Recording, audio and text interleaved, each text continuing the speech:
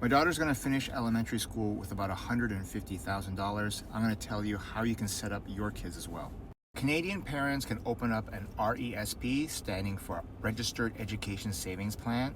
It can be open for 36 years and it's tax sheltered. There's three components: the money you put in, the money the government puts in, and then the growth of the investment in this vehicle. Again, the RESP is just a container. You put money in and then you invest it, then it grows. The asset allocation has been adjusted downward. It used to be 90% equity. Now it's 65% equity, 35% cash and cash equivalent, in anticipation of potential post-secondary costs in less than 5 years. What happens if your kid doesn't want to go to post-secondary education? I'll talk about that in a little bit. The three components again are your money, government money, and the growth of the investment.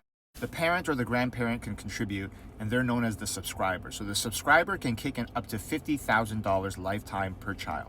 The government kicks in $500 for every $2,500 from the subscriber. Let's say the child is born, you put in $2,500, the government will kick in $500. If the baby is born and you kick in $3,000, doesn't matter, the government only kicks in $500. Third scenario, the parents kick in all $50,000, maxing out their contribution in the first year.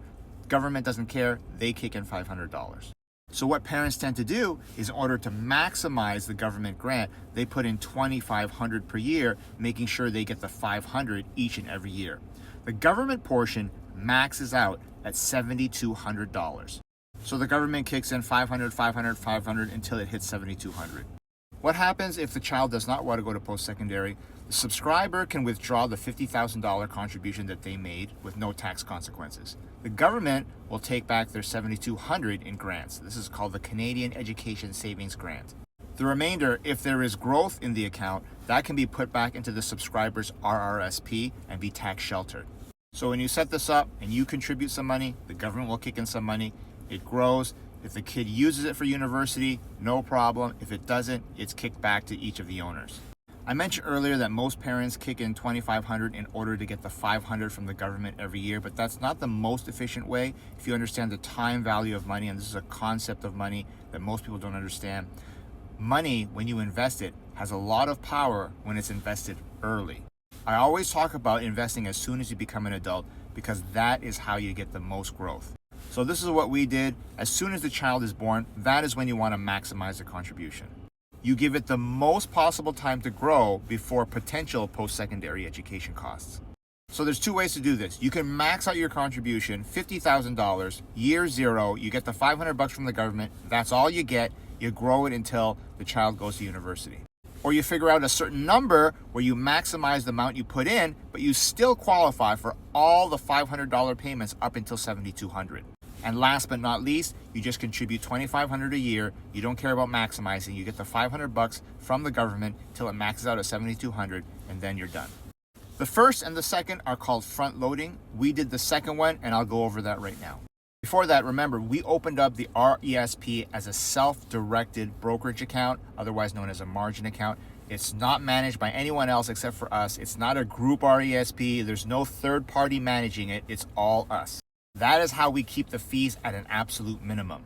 Okay, what does front loading look like? In the birth year, we put in $14,000 lump sum contribution, plus the $2,500 birth year contribution to get the $500 Canadian Education Savings Grant from the government. Total contribution in the birth year, $16,500. For the next 13 years, you just contribute regularly $2,500, bagging the $500 from the government every year.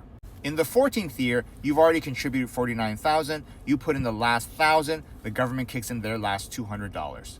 The total contribution from the subscribers is $16,500 in the first year, plus 13 times $2,500 over the next decade and a bit, and then the last $1,000. That's $50,000 total, your max contribution allowable.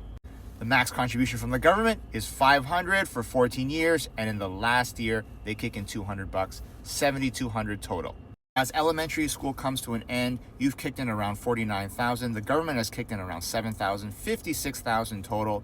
The remainder, all the way up until $145,000, is the growth of the account. The RESP is one of the most effective ways to build an education fund for your child.